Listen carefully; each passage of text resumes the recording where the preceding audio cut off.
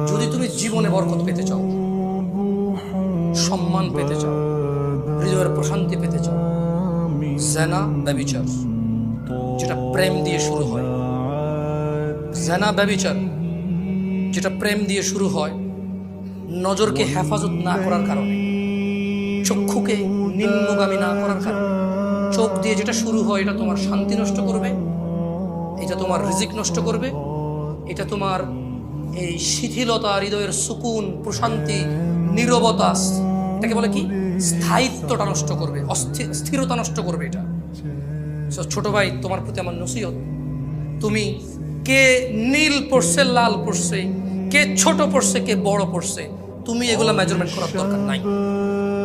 তুমি নিচে নজর রাখো, হাঁটো, তোমার এটা জানারও দরকার নাই আজকে তোমার সামনে দিয়ে কয়টা মেয়ে কি পড়ে গেছে তুমি দেখোই নাই।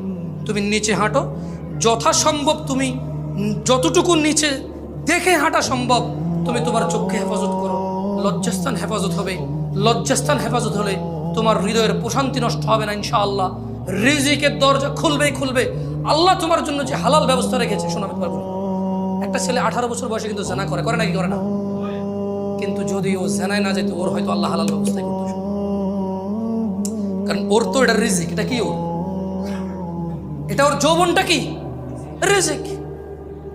ও যে 17 বছর, 18 বছর, 20 বছর বয়সে জেনা ব্যভিচারে লিপ্ত হয়ে যাচ্ছে, কিন্তু ও যদি আল্লাহকে ভয় পেত আর শারীরিক চাহিদার জন্য আল্লাহর কাছে বলতো, আল্লাহ আমাকে ধৈর্য দাও, আমি রোজা রাখতেছি, আমাকে সাহায্য করো, আমাকে তৌফিক দাও, আমাকে উত্তীর্ণ করো, বিবাহ পর্যন্ত আমাকে তৌফিক দাও, তাহলে আল্লাহ যিনি রহমান, যিনি ওদুদ, প্রেমময়, তুমি আল্লাহর ভয়ে জেনা বাদ দিলা, আল্লাহর কাছেই চাইলা, ধৈর্য আল্লাহর জন্যই ধরলা, আশা আল্লাহর কাছেই করো, তিনি কি তোমাকে ফেরাবে?